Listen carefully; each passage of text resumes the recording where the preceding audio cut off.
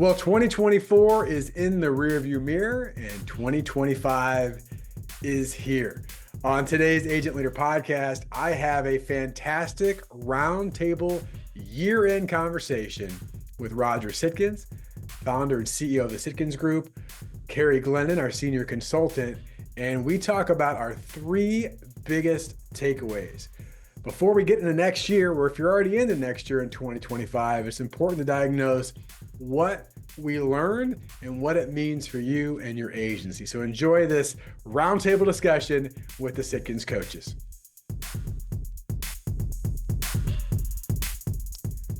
Welcome to the Agent Leader Podcast. This is the podcast for insurance agency leaders to learn, to grow, to develop, to become best version possible agency leaders who lead best version possible insurance agencies. My name is Brent Kelly. I'm your host. It's my pleasure to be with you today. And today is a very, very special episode. If you've got video and you're watching on one of our video channels, you can see that I have a couple great guests with me. I have some of my colleagues on the Sitkins team. I have Roger Sitkins, the founder and CEO of the Sitkins Group. Roger, say hello. Hello, everybody, and let's make this the best year ever coming into 2025. And I have Kari Glennon, our senior consultant. Kari, say hello. Hi, everybody. Thanks for tuning in today. So why this is a special episode is not only because I have some amazing minds with me today, discuss some really important topics, but as coaches, we've talked about what have been our biggest takeaways from 2024. 2024, now depending on when you're listening to this, when this podcast comes out, it might be the end of 24, maybe it's the beginning of 25, or whenever you're listening to this, there's going to be some great takeaways. So, by the way, whether you're cozying up to the fireplace with your eggnog, or maybe you're on a long road trip on the holiday season, find a way to either pull over if you're driving to take some notes, or certainly if you're cozied up, have your notebook ready to go. We're going to share some really important observations. And the coaches don't even know some of this, but I was taking notes of some of the overall sessions and programs that we've run in 2024. And the reason why I share this is that we have a super opportunity as coaches to have multiple conversations with multiple agencies across this country. In fact, we now have agencies that are not in this country, and to learn from agencies of what's working, what's not working. Oftentimes I know Kari and Roger will probably nod when I say this. We'll be speaking to an agency leader and they'll say something like, I know I'm probably the only one dealing with this, or I know this might be a stupid question. And the reality of it is that we see these trends throughout. So we're going to highlight three key trends, and to give some numbers to our learning this year. We've run 118 sessions as an organization. That's a lot of sessions and learning lots of things in different programs. We've had over 1,000 participants. It's hard to give an exact number because we've done some things off-site and on-site and virtual.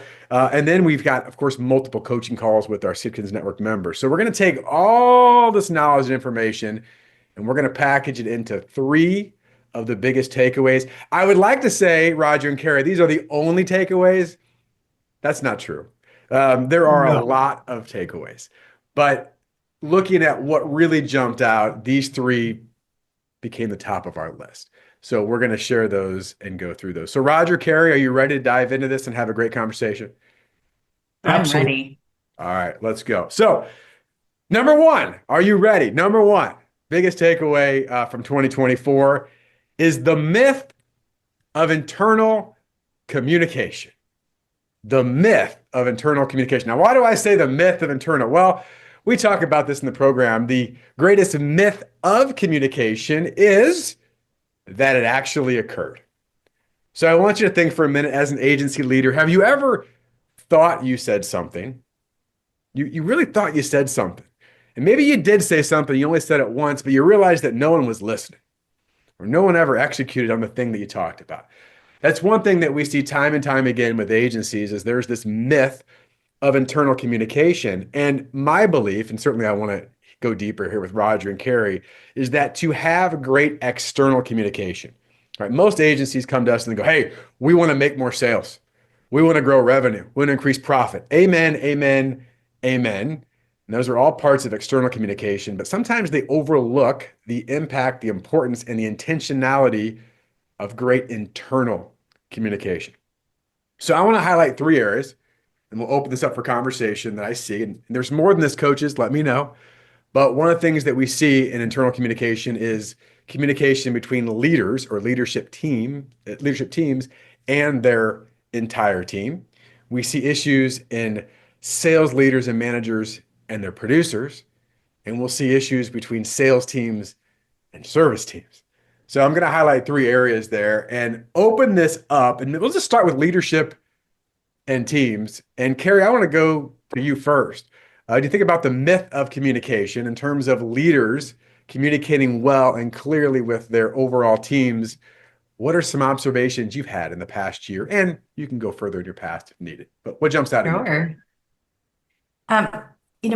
One thing I hear often when we're going through assessments with future members is the leadership team feels they're very aligned. But when I ask this question, and you really peel back some layers. So I will ask a team, if I ask each of you to go in a separate room and write down on a piece of paper, here's where we are today, here's where we want to be in 3 years, and here is how we're going to get there. And then I asked you to all come back in the same room.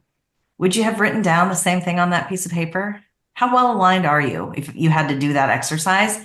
And that's when the conversation really opens up. Oh, I think we can all say where we are. I think high level, we know where we want to go. I don't think any of us have the same idea of how we're going to get there. And that's really very eye-opening because it's a little bit of a myth. Oh yeah, we're really aligned, but you're really not if you can't. And I'm not saying it has to be exact, but are you even in the same ballpark when you do that lesson or write that down? So I think that there's a lot of work to be done on leadership team communication and making sure that you could do an exercise and even get close to one another when you're not in the same room. Yeah, I want to get Roger's perspective on this, but I just have to chuckle because I know, Kari, you've had some of these and I've done these. And, one of our first steps in identifying, right, a potential member of the Sitkins network and working with them is having some discovery calls and conversations. And we do an assessment. And I can distinctly remember one of the calls where the CFO said, yeah, we're like a 2 in this area. And someone else is like, oh, I'm glad you went first because I was going to give us a 7 or 8. Like total different. And obviously think about that. What is the message depending on who and how we're communicating to the team? And, my joke on this, and you've heard me say this before, but, in my family, if mom and dad are on totally different pages, the kids know, and they will go to the point of least resistance. And oftentimes you see that in agencies as well. So Roger, what are your thoughts in this particular area? Well, it's so crucial to get everybody communicating. What a surprise, and get everybody on the same page. We're running the same plays, however you want to say it. And I remember one of our best agencies, a long-term private client, when we started talking more and more about mission statement, vision statement, critical success factors, et cetera, the few basic things we do exceedingly well all the time, he committed, as well as anybody, to having a monthly state of the agency meeting. Now, that's a lot monthly, and some people would prefer to do it not every 90 days, like the SC Security Exchange Commission. But he committed to doing it, and I'll never forget him saying to me, and we gave him, of course, a suggested agenda for it. He kept fine-tuning it. And one day on a coaching call, he said, man, those state of the agency meetings are really working because I'm repeating the message again and again, and they know I'm serious. And I said, well, how much prep do you do? He said, I spend 3 hours getting ready for a 1-hour meeting. He said, it's the most important meeting I have every month now. And we are on the same page. So it's really exciting when it happens. But Kari's example, that everybody's different. We used to do one, we should probably start this again, coaches, but it's very similar to Kari's, but say, draw a picture of your agency if it were an airplane. Okay, and some people would, and then I'd say, and by the way, where are you in the plane? But just the planes itself, we get, the hard driving agency leader, it'd be a private jet. And somebody else would be like a cargo plane. It was unbelievable, the difference. But just that whole the vision of everybody being on the same page and then getting to the point of what are the few basic things we have to do exceedingly well? critical success factors. And when you build that into it, now it's, one of my favorite topics certainly is it comes down to what's your business model? And if anybody's listened to the podcast at all, they've heard us talk about this, that your current business model is perfectly designed for you to achieve your current results. Duh. Well, then let's get a new business model. So back to you, Brent. Yeah, and just a few of the thoughts on this because it's so important. I think about this, and we talk about this as coaches, that how many insurance agency leaders started off selling insurance and now they're running an agency. And that's very typical, right? Because they were successful and stuff. But it's interesting. Your client doesn't mean that, some of these leaders don't have books of business. We know they do. We have a lot of player coaches. But oftentimes they often forget their most important client are those people that are on their team. And it becomes the last thing that they often think about and do versus the first thing. And, for an agency to really grow and multiply, you've got to develop people and you have to develop leaders. And to do that, you have to be intentional. And so this idea, and again, the myth of communication that, well, if I'm just around, if I do certain things, it'll just magically happen. It doesn't. And I can tell you, and we all know this, case in point, our highest growing organizations and members that we have the pleasure of working with, and many of them you've heard on this podcast during interviews, if you listen to their interviews closely, they're very intentional in how they communicate with their team. They're very deliberate. So don't overlook that, agency leaders. Just start to think about, your new year in 2025. What's my cadence? What does my internal relationship calendar look like with my team members? How often am I clear with my message, or am I just hoping that all the stuff in my head is going to just magically appear to everyone on my team? So it's a super, super important discussion. All right, let's talk about internal communication in terms of sales leaders with producers. Another big issue that we see is certainly internal communication. Kari, you spent just a few years as a sales leader. You had just a few producers. Is it safe to say that communication and intentional communication with your production team is very important? And what lessons have you learned in this area? Yeah, so important. Something that I've learned that's very important when it comes to a sales leader communicating with their production team is, I think you use the word very well, Brent, is intentionality. There has to be a very intentional cadence of communication that producers can rely on. I've heard in 2024, I actually heard from more than one agency. They use the term, well, we have an open door policy. I'm always available to producers. They can come to me anytime. That's not a communication plan. Just because somebody feels that they are available doesn't mean that you are, or that they are really coaching their team. It doesn't mean that they're setting the example of intentional communication. It's great to have an open door policy. It's great for your producers to know that you're available.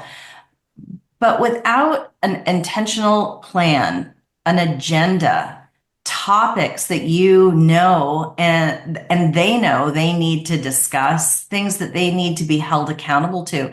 And again, accountability isn't, I say this often, accountability isn't a dirty word. Your best performers want to be held accountable. They know they perform better in an environment where they're having these conversations, where they're thinking about, okay, where am I percent to goal? What am I doing in regards to pipeline? And most importantly, as a sales leader, when you are communicating on a regular basis, you're very intentional and you have agendas when you meet with your team, offering to your team, what do you need from me? And leave that very open. Every person needs something different because they're at a different point in their career. They're handling different types of things in their day to day or their week to week.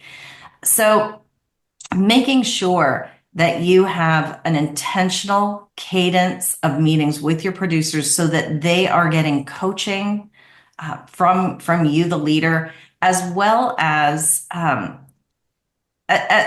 making sure that you're there to support them and asking them what is it you need from me. You'll learn some very interesting things. You'll get all different kinds of answers. What do you need from me? I mean, I've jokingly had people say, well, can you put a couch in your office? Because I feel like this is a psychological session, right? This is a therapy session with you. But hey, sometimes people need that. We know that there are highs and lows when you're in sales. You have peaks and valleys, and sometimes people just need that ear, and that's okay for you to be that person sometimes. But if you're not really specifically reaching out or scheduling time that people can count on, you're missing the boat. And the communication plan just isn't happening. It's not in place if you just think, I'm here, they can reach me whenever. So that's a big lesson learned. And I still see it happening, Brent. Yeah, and I think one comment on that, Kari, is, I mean, and I don't know if you use this word, but like part of this and that communication shows that you care. Yes.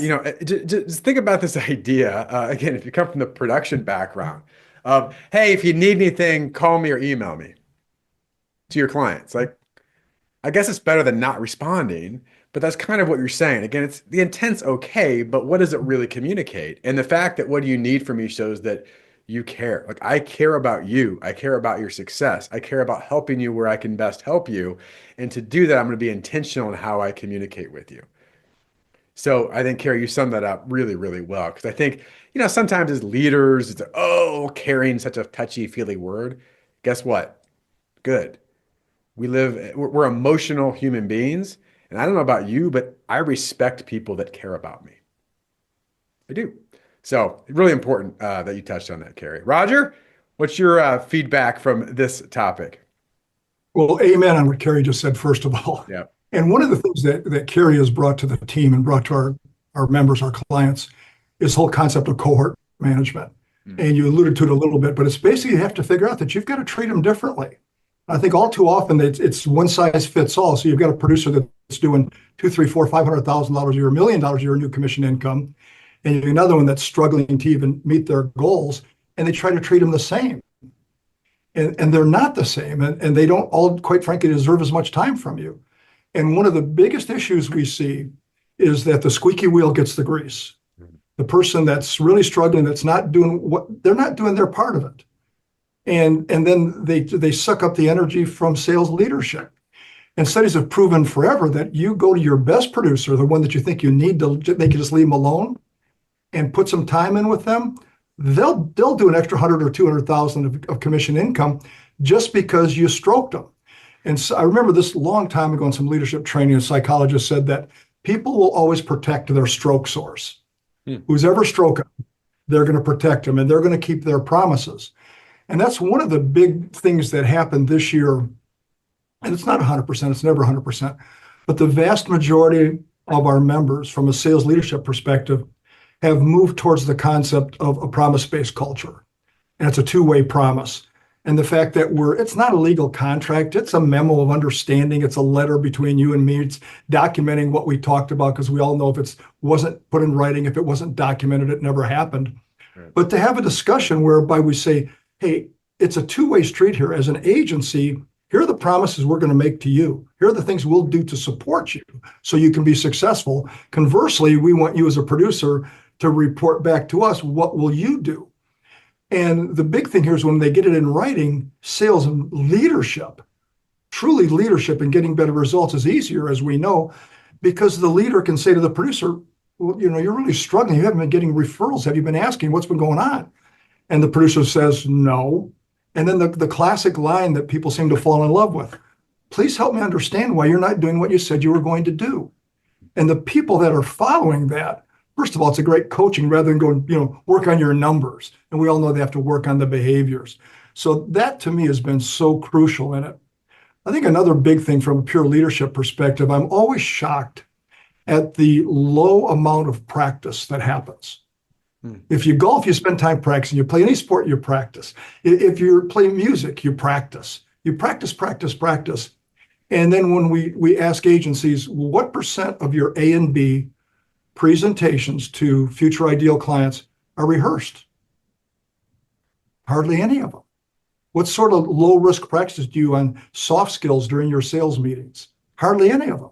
And then we wonder why people are not truly improving their results, because they don't have the skill set to do a great job presenting, to do a great job Hey asking there, agent questions, leader to Brent do a great Kelly job here. making Want to phone take just a calls. few seconds to And so, remind you that but not now surprisingly, is the successfully time clues, the to ones that are create doing your it are true getting best phenomenal version results possible because they're agency. practicing. If you go to sitkins.com/book-a-call, sitkins.com/book-a-call, Roger, we'll get to know more hearing you about your say that agency, reminds me, conduct an you've heard me agency say this in assessment, sessions. and provide your There was agency with a customized a plan to famous help you baseball avoid player, some of the Lou Brock, pitfalls, frustrations, challenges, and and his roadblocks quote, I to love get his your quote, agency to true and I'm ultimate going freedom to state and it become here. its best version possible. Show me a guy It all who's afraid starts to by look going to bad, and I'll show you a guy I can beat every sitkins.com/book-a-call. time. And it's amazing to me because we talk in sessions about, would you go to a concert where the musicians didn't practice?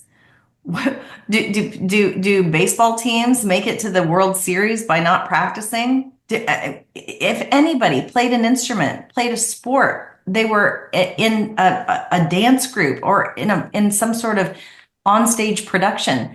Practice, practice, practice, rehearse, rehearse, rehearse. This is what we do to get better, to be at the top of our game. I don't understand why in business people think that practice is something you don't have to do. And that quote to me is it's just it epitomizes what and you just want to shake people and say it's okay to practice because within the four walls of your business, this is the safe place to do it. That's why it's called low risk practice, because you're doing it in front of people who want to help you get better. That feedback is a gift. So if we're not creating the time to do it, guess what? There's somebody out there and they're going to beat you every time because they're better, like Lou Brock said. Absolutely. And the whole thing about are you practicing enough? Come on. It's crazy. We've talked about this in the podcast before, but it's worth restating here. Pre-COVID, in one of our in-person events, I think it was the third session, and we said to the producer, so, what did you get out of here? What was your feedback? Because we always want to hear that feedback, and we want to know what's working and not working. And the young producer said, well, the number one thing I learned, coach, is I will no longer practice my presentations during the actual presentation. Okay. By the way, let me ask the two of you. Brent, all those events we had this year, did we practice? 100%. Yeah. 100%. And what did we do afterwards? We debrief every event. Absolutely. And I'm not bragging. Yeah. I'm just saying we do it because we will outwork everybody else as coaches. Roger, we expect that of each other. Yeah, I didn't mean to cut you. As you said that, it did highlight, because I mean, it's interesting, because what I was going to talk about is just understanding the culture of your agency. And we know that our highest performing agencies, the culture is, we're a culture that practices. We're a culture that is about development. We're right. It isn't like whether we do it, it's who we are. Now, there's different levels of, we practice this or that or whatever. But it hit me as you said that, like, I don't think anything, and this isn't about us, but just understanding the concept that pre-brief and debrief, it's just part of what we do. But what's interesting is that as much as we do it, and we repeat a lot of sessions, I still learn something. Like, oh, I missed that. I could have done that better. I improve. And you look back and you go, gosh, there were some major improvements that we had this year. But that doesn't happen if you're not consistent. Right? I have to jump on that one, okay? Because the reality is, and this is a lesson that I hope people are learning, why should you practice? Because you owe it. To who? Well, you owe it to your own family so you can because you're going to get better. You owe it to your team so the team gets better results. You owe it to your community and your church because now you can help them more. You owe everybody in your team. You're on the service side, they can't make more money if the agency doesn't make more money. And so to me, it's a personal responsibility that I'm going to be at my best version possible when I do this event. Yeah. And it's the mindset of the great ones. Here's the other problem we all know is you don't have to do any of this and you'll do okay by most standards. But okay is no longer good enough. So back to you, Brent. And I'm one of those weird individuals. I know I'm not the only one on this call in particular. But in fact, we know with the best agencies, like, we believe that, like, growth is inherent. If you don't grow, you just feel miserable. Outside of the results. The results are one thing, but just the fact of, am I a better version of myself today than I was yesterday? And if you could just be stagnant for years and be okay with that, like, there's a problem, right? There's a problem there. So I mean, let me summarize the internal communication part of this because we went a lot of directions, which by the way is great. But it's just the idea that, Kari used the word intentional, right? Intentional communication, intentional in how we do things, intentional about our performance. And one thing that we learned this year, and we started in 2024, and we're going to go much deeper in 2025, is to have a true leadership program discussing these very topics. Right. The first thing that our members do before some other things in some of the core programs, and we talk about that, is understanding leadership clarity, leadership communication. Because if the leaders, back to Kari, what you said earlier, if our leaders aren't aligned and communicating in the same way, we have a disjointed agency, and we'll never be our best version possible if we're disjointed. So it's super, super important, and a super, super important part of the conversation. All right, I'm going to tie the last part of internal communication, coaches, if that's okay, into point number 2 because they're Sure. correlated. All right. One of the key parts of internal communication is sales versus service, or sales and service. In fact, it shouldn't be sales versus service, but in too many agencies, it is. And agencies will smile and almost kind of look away when I say not only are sales and service not performing well together, but is there resentment? Yeah, sometimes there's resentment. So this blends in with leadership and intentional communication into topic number 2, which is the power of the zones. The zones. For any athlete out there, and this could be in music too, could be anything. Like when you're in the zone, you sometimes don't even know it, but you're in it. It's like you feel it. You're performing at the highest level, right? I mean, if you're a musician, like you're just in it so much, you don't even know what's going on around you. You're just in your zone. If you're playing sports, again, it could be anything. If you're a basketball player, like you're just knocking down shots, you don't hear anything else. You're just performing at the highest level you can perform at. And obviously, in terms of agency performance, we want that for our agency members, for leaders, for service professionals, and for our producers. And Roger, I'm going to start this with you because you've said this before, and I think we'll lead into it. You've been doing the coaching consulting thing for a little while. A little while now, yeah. A little while. And you've said something that of all the things that you've talked about, this might be the stickiest one. I think we've gone deeper in 2024 and learned even more about the power of these zones. So I'm going to kick it to you, Roger. What are these zones that I'm talking about? And then Kari, we'll keep going deeper. I want to hear your perspective on this as well, of course. I do have to laugh because of all the stuff, my legacy. Here it is.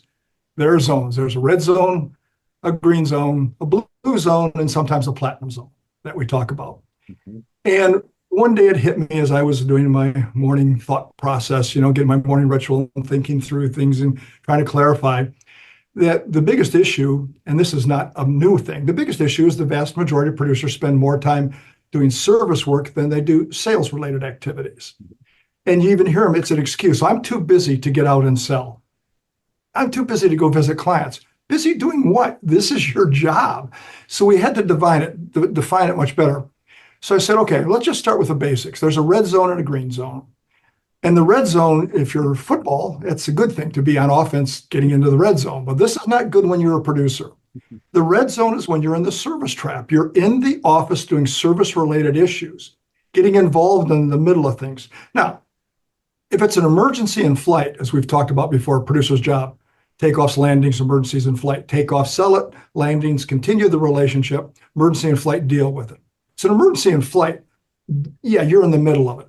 But for day-to-day service issues that happen, they have to be handled by the service professional. But most producers spend more time in the red zone than they do the green zone. And by the way, when they're in the red zone, they screw things up. And we've talked about this before, that when we deal with the service professionals that say, do your producers get involved in service? Yes. If they took 10 changes today, how many would have complete, accurate, and total information where you could process the change without going back to the client or back to the producer? 1 or 2. So 8 or 9 times out of 10, they make an error. And tongue in cheek, we say if you had a service professional that made errors, or a processing person that made errors 8 or 9 times out of 10, what would you do? Fire them or make them a producer. Okay, but you couldn't leave them as a processor. So we've identified that there really are only 4 things a producer should do. All right, only 4 things. And these are the 4 green zone activities. Make sales, manage relationships, okay? Continue relationships, don't renew insurance policies, and build your pipeline. That's it, 4 things. And the goal is to get the producers in the green zone available for those 4 things 80% of the time. The vast majority of producers, when they start with us, they're more like 80% in the red zone because they haven't defined it. And one of the things, Kari, when we worked together, when you had your own agency and everything, and I remember you talked about that and you still do now, it's not the division of sales and service. Brent alerted to it, as you call it, it's the marriage of sales and service. It's the marriage of sales and service working together on the same things. So when we look at this, we say, all right, the goal is producer in the green zone 80% of the time, but what about the service professional? Well, there's a blue zone, and the blue zone is, blue is a very calming, wonderful color. And we realize that what we have to do is allow them to work uninterrupted. And one of the biggest issues I still see, and it shows up in revenue per employee, is there's a tremendous amount of excess capacity on both the sales and service side if we get them in the right zone. If we can take a producer that's spending 40% of their time in the green zone, get them to 80, we have a dramatically improved capacity. Now, they've got to do the stuff while they're there, but they've got to get the capacity up. And we somewhat tongue-in-cheek say, well, that's the world's greatest producer recruiting program. Get your producers in the green zone, and then make sure you're doing what they're doing. Conversely, we've got to get the service people in a situation where they can work uninterrupted.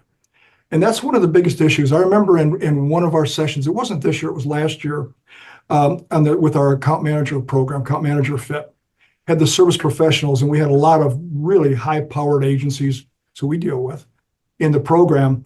And at the end, I said, well, what did you get out of this? And one of these service leaders, she was the manager of the department, she said, I'll tell you right now, the number one thing I want you to do is make sure the producers stop interrupting us during the day. And let's define what an emergency is. Remember, I said emergency in flight. And we know the best agencies now have done something really cool. Number one, they defined what an emergency was. Because if there's an emergency in flight, we're going to deal with it, okay? And then secondly, they gave the service professionals the power. They enabled them to say to a producer, I'm sorry, that's not an emergency in flight. I'll get it done.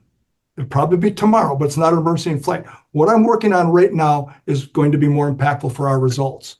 And so the service professionals, when you get them to define an emergency, give them the power, and then give them the right to say that to the producer, and now they work uninterrupted. We've referred to this several times, Brent, and I always get the number wrong.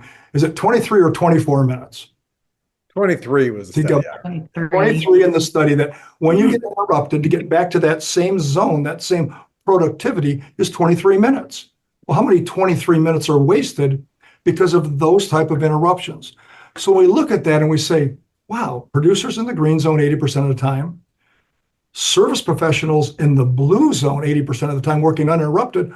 Right there, we have dramatically improved not just the capacity, but actually start measuring productivity based upon revenue per employee. It skyrockets, and we haven't added a staff.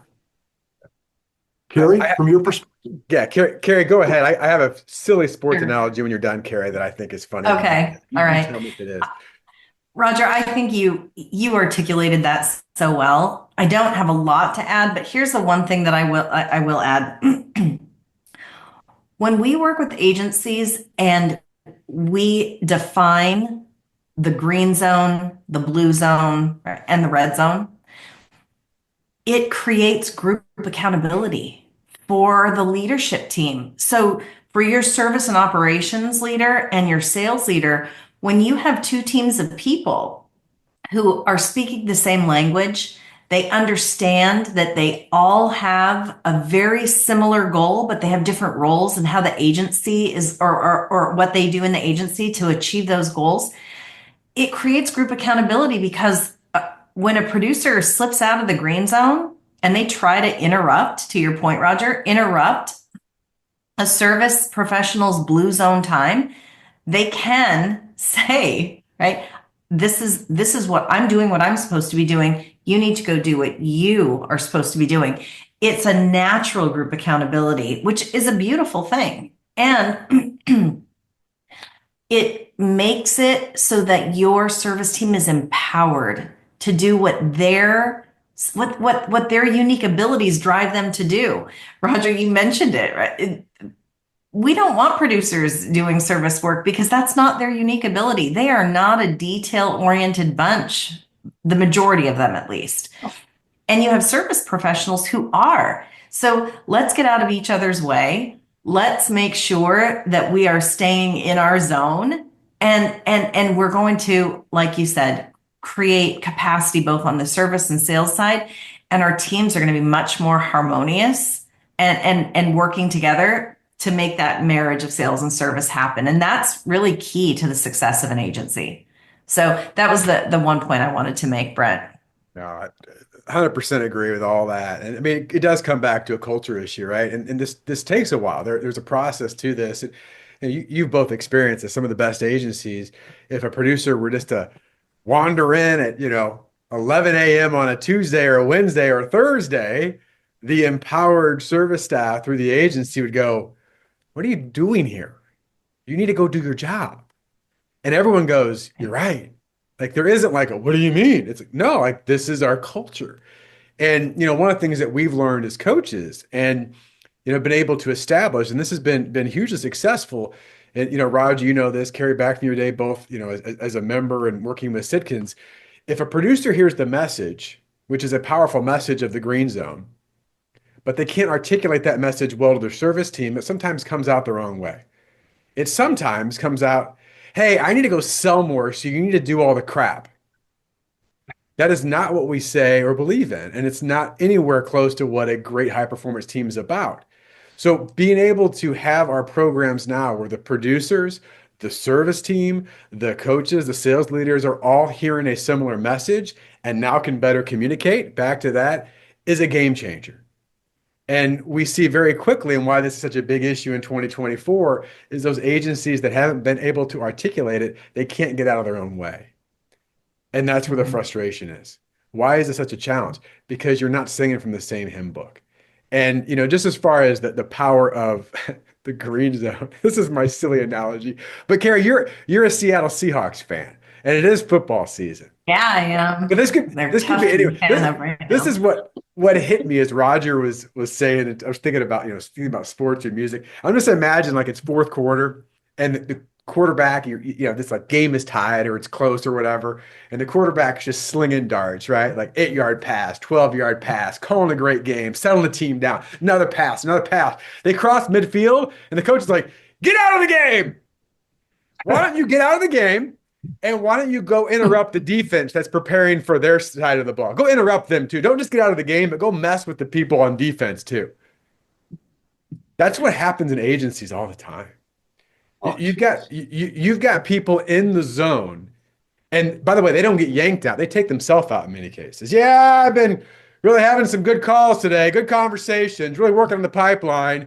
Think I'll go back and spend a few hours checking emails and ask my service team if they need anything from me 3 or 4 times in a row." Like that's getting out of the zone. So I was trying to have a little fun. I don't know. You were at least sort of laughing. I don't know if that works or not. I just had this mental image. And Kari, even the 12th man in Seattle can't fix that problem if they don't correct it, right? As good as the crowd is. So, That's right. All right. Such an important thing. And the power of the zones. I would just ask agency leaders listening, and again, certainly for producers that are listening to this as well, just ask yourself, are you in the zone enough? What is your zone? And are you in it? And do you sometimes sabotage your own success by taking yourself out? And Roger, back to your point on emergencies, do you sometimes sabotage others? Not only are you getting out of your zone, but you're messing other people's zones up. And you think about the power and the time and the cost of that, it's incredible. So it's a huge point. All right, number 3. You ready for our third big takeaway? This is my favorite because I think most people know it. And I want to talk to coaches because it's amazing how something can be so known, so reinforced, yet so underutilized. And here's number 3, the continued reinforcement and deeper learning of the power of the 80-20 rule. And I know there are some of you right now are going, "Are you really going to talk about 80-20 again?" Yes. Yes. Because I will tell you in initial conversations, what we learned, and I'm going to kick this right over to Kari because Kari's got some great thoughts and stories on this from 2024, is that even really good, if not great agencies still miss it. And because they miss it, they are missing lost time and opportunity and leverage and capacity. We'll probably get to all those things at some way or another. So, Kari, I'm just going to turn it right over to you because what's been your learning, your takeaway from 80/20 in 2024?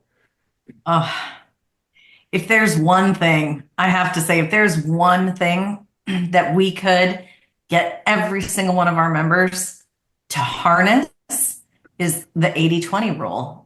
And not just to look at it and say, this is the way that my block of business or my books of business, they live up to the 80/20 rule, it's alive and well. But if they would apply it, if they would actually work in a way that they, grow their book smart, grow their agency smart, profitably with 80/20, it would be fantastic. Here was a big learning opportunity that came up in 2024 on this. I was a keynote speaker and a trainer for an agency. And at the time, they were $123 million revenue agency. So they were big, right?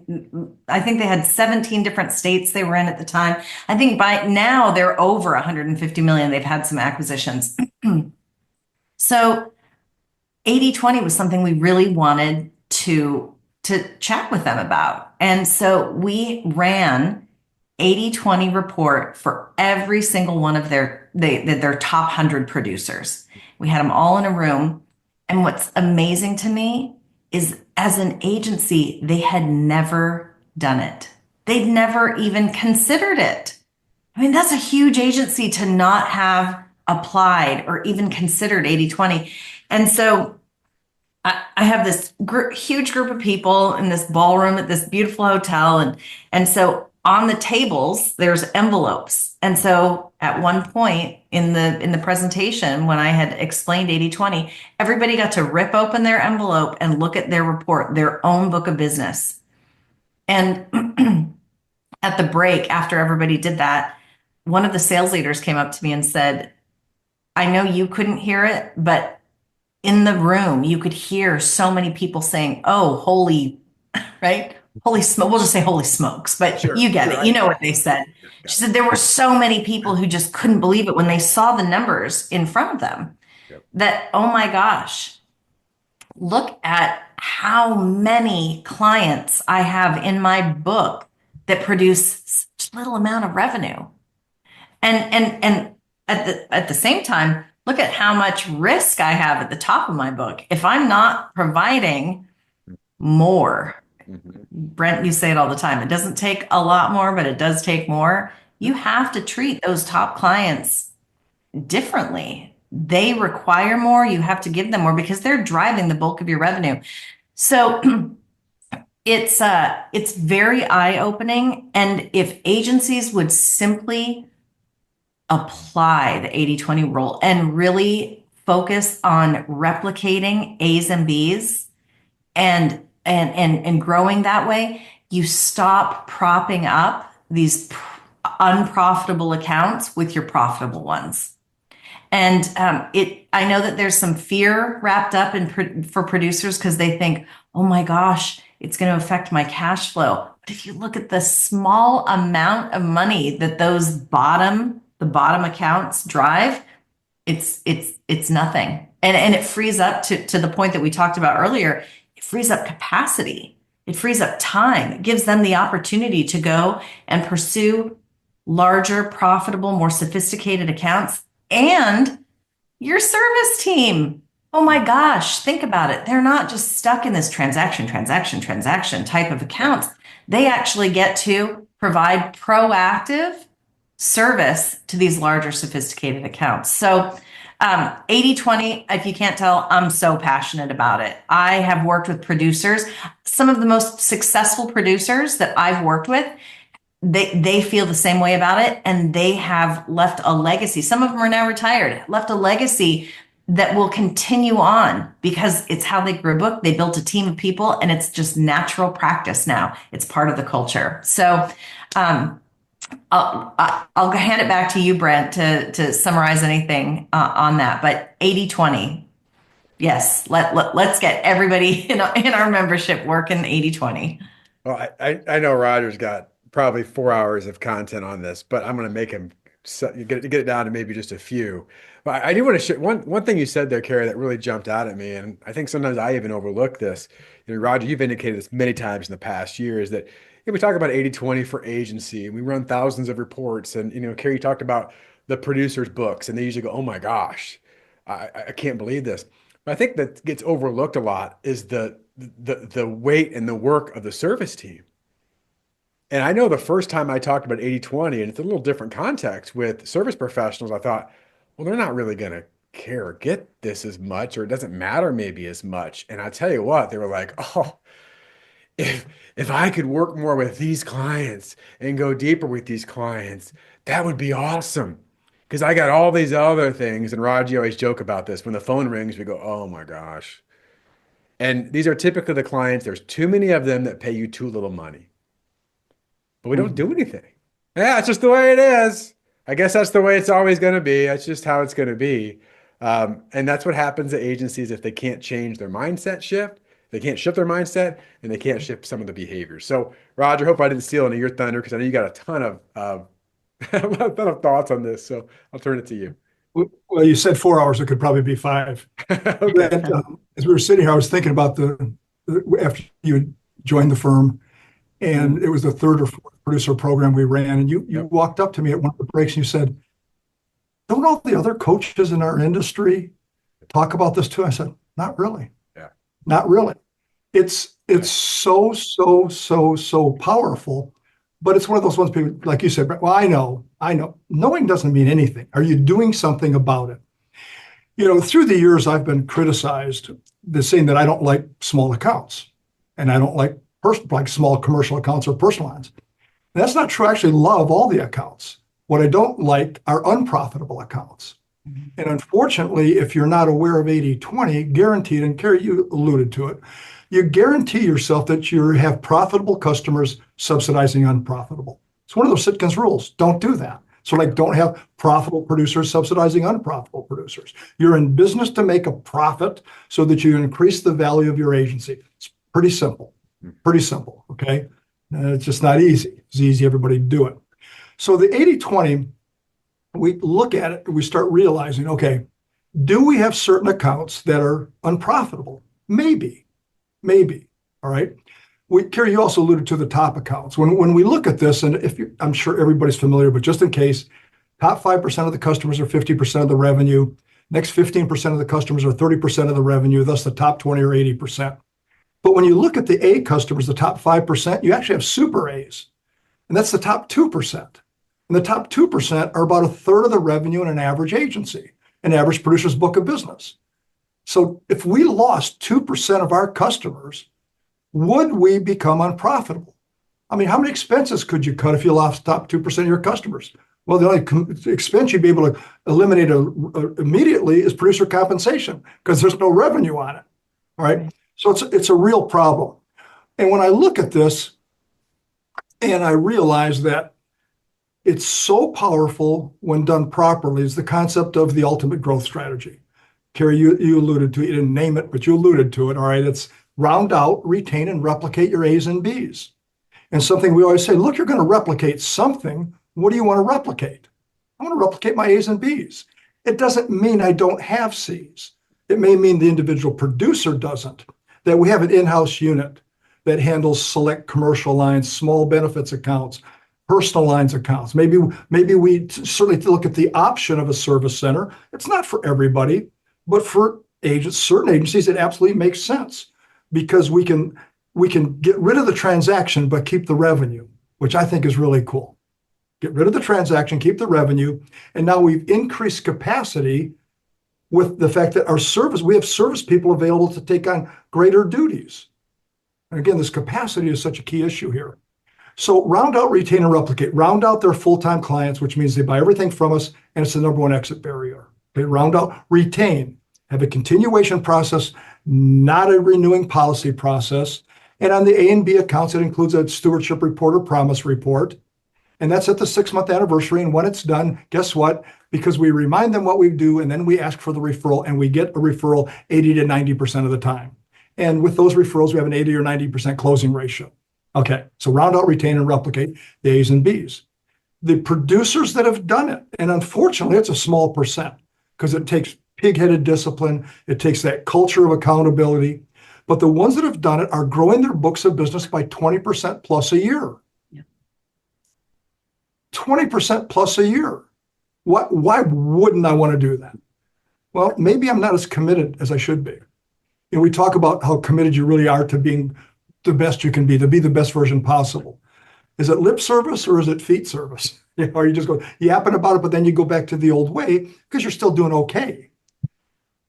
Later in life, you're going to have a lot of regrets because you're leaving personally hundreds of thousands of dollars on the table as a producer, and as an agency, millions of dollars of value.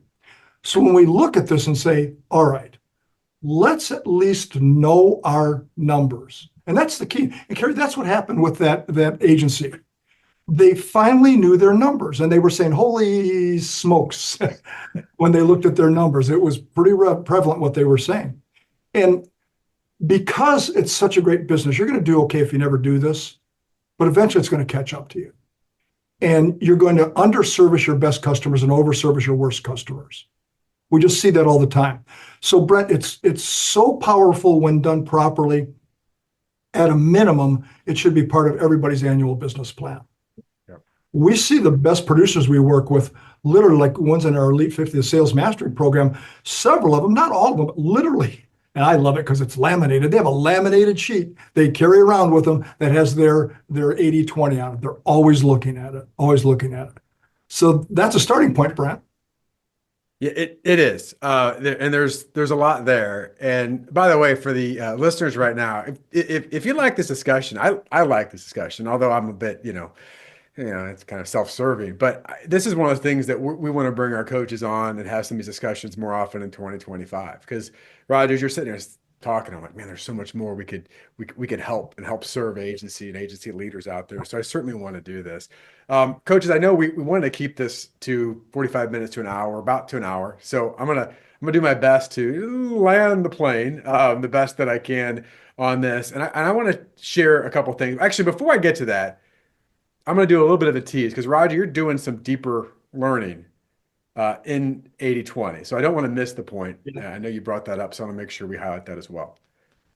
Okay, well, this is the first time we're talking about this in public, other than to some of our private clients. Brent and Kari both heard me say for years, there's nothing new we can learn about 80-20. And the minute I say that, something new comes out. Because you think, well, they can just, it is what it is. But then when you start really dissecting it, it's amazing. So I've been doing reading as I do on a regular basis to attempt to get better all the time. And I received a book that talked more about analyzing businesses as a whole. And it wasn't primarily service business. It was more manufacturing. But I was looking for some analogy. And they said people that have products need to break them down into 4 quarters, 25% each.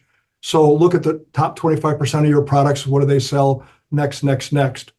And I thought, you know what? We've never looked at an agency that way. So we've just started a study, and we don't have solid numbers yet because we're just getting the reports back from our private clients. But I'm basically, and I challenge all of our listeners, viewers, listeners, to do this. Go ahead and take your book of business and break it down into 4 tiers. Tier 1, the top 25% of your customers. Tier 2, the next 25. Tier 3, the next 25. Tier 4, the bottom 25%. And take a look at what's happening. So as coaches, when we started talking about this, I said, okay, if the top 20% of the customers are 80% of the revenue, what are the top 25%? And then what happens at the bottom? So this is the first time we're giving some initial on it. Here's what we found so far, and the numbers are new, so they're not worth publishing yet, but they're tracking the ones we've received. The top 25% of the customers are 88% of the revenue. The top 25 are 88% of the revenue, okay? Excuse me, the top 50, I said that wrong. The top 25 plus the next 25. See, it's so new, I don't even have it right yet. So the You top got my attention 50%. though, Roger. You got my attention, so I'm leaning in. No, it's great. All right. That's why I did it. So get That's your right. attention. That's right. The tier 1 and 2 combined are 88% of the revenue. Okay. That means the bottom 50% are 12% of the revenue. And we'll update these numbers, et cetera. Yeah. The whole key is it's shocking what we're seeing already. It's shocking what we're seeing already. So the bottom line is that let's really understand, do we have profitable customers subsidizing unprofitable? Are we in a situation whereby we're underservicing our most important relationships? Here's a question to ask for everybody. You should send us the results and we'll publish your name. No, but what percent of the top 25% of your customers received some form of a stewardship report or promise report saying, here's what we promised to do for you, here's what we did, here's how it impacted you? And if the number's low, you're vulnerable on that account. So Brent, there's a lot more, and I would hope that in a month or two, we can do a whole podcast just on the results of the 425s. No one's ever done it. We're the first ones. We're excited about it. And the private clients of ours that are looking at it already will carry it's another holy smokes. Yeah. A lot of holy smokes. Yeah, we'll get more numbers back in. We'll come back and do a podcast, kind of share some updates as we go along the way. So I'm going to wrap this up by saying a few things. This has been a really interesting year, a lot of learning, and thank you, Roger and Kari, for coming on and sharing some of the things. We joke that we could probably do. We could do an 8-hour, 10-hour podcast and just talk about other stuff and all the learnings. We want to bring the things that really jump to the top of the page. And I've had the pleasure this year, not only just like Kari and Roger, of working with great members and working with great attendees of our programs, but also having some really cool interviews with a lot of our members. And I've gotten some feedback already, which is terrific of, hey, thanks for doing these interviews. I learned a lot. And a lot of people say, I really like the results that those agencies are getting. And so do we. It's all about results. However, results come from the right behaviors. And here's the thing about behaviors. You typically don't have the right behaviors until you get the right beliefs. And one of the things that we have talked about as coaches, I think one of the greatest impacts that we have with agencies certainly is the end impact is results. But the beginning is to change how they think. Right? Results are how you get paid, right? That's the scoreboard. Beliefs are how you act. The behaviors are how you act. The beliefs are how you think. And one of the things we've noticed, and just for example of 80/20, oftentimes are these paradigm shifts that you've always thought this way for a long period of time. Well, I thought this is kind of the way it was, and this is the way other agencies do it, so I figure that's how I should do it, versus going, oh my gosh, I've never thought about it that way before. So I'm just going to challenge you as an agency leader listening of what paradigm shifts do you need to be more aware of? Because even 80/20, what we're really talking about is when you're aware of the right areas, you take the right actions, right? The right awareness leads to actions and it changes how you think about things. And I know the agency leaders that I've had the pleasure of interviewing, the start of all the results came from how they think. I even think back to one particular interview, Roger, with a longtime relationship with Mark Ship, who was on the podcast not long ago, talked about how he had clicks. He started to think different about himself, right? Eliminating self-limiting beliefs, changing how he thinks about certain things he needs to do, and actually starting to change to think about what's possible.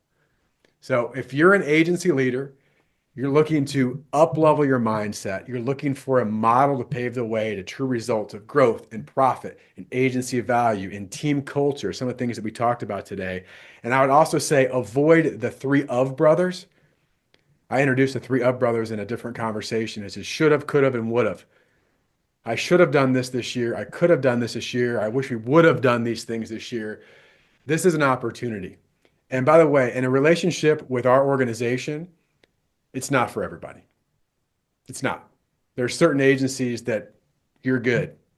But if you're a good or even a great agency and you go, you know what, there's a best version possible waiting. I'd like to learn more. Reach out and start a conversation. That's all we ask. Start a conversation. We get to know you. You get to know us. And from there, we can see if there's a potential fit.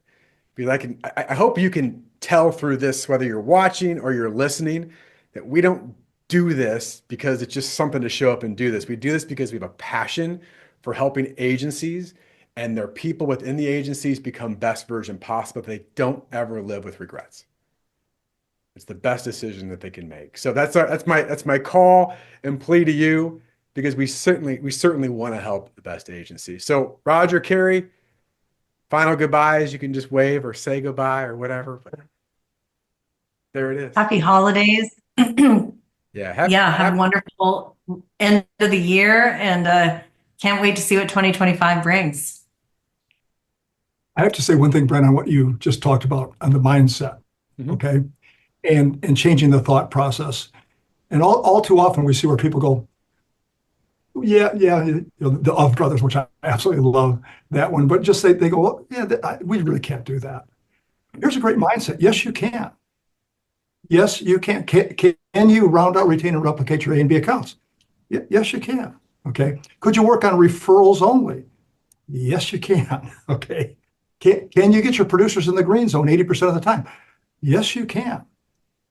It takes the different mindset. It takes the different behaviors to get the right results. But we know it works because it's working with our members now. So I wish all of you happy holidays also, and thank you for listening. And Brent, great job leading us today. Hey, we did pretty well. We were looking for about an hour. We just went a little over, but you know what? That was fun. So I hope you all enjoyed it. We'll talk to you soon, and best wishes in your success, and have a happy, safe, and healthy 2025. Wait, you're still here? Hey, Agent Leader Podcast listeners, Brent Kelly again. I want to first of all thank you for listening to the Agent Leader Podcast and your continued support. If you would like to have more content come your way, please help us by sharing the podcast, subscribing to the podcast, telling people about the podcast. And if you as an agent leader are truly ready to take that next step in your agency, you're committed and want to be that best version possible agency, don't wait. Go to sitkins.com/book a call. Sitkins.com/book a call. We want to provide the blueprint for your agency to help you create more impact with less effort. And it all starts by going to sitkins.com/book a call. All right, now you can actually go. Thanks.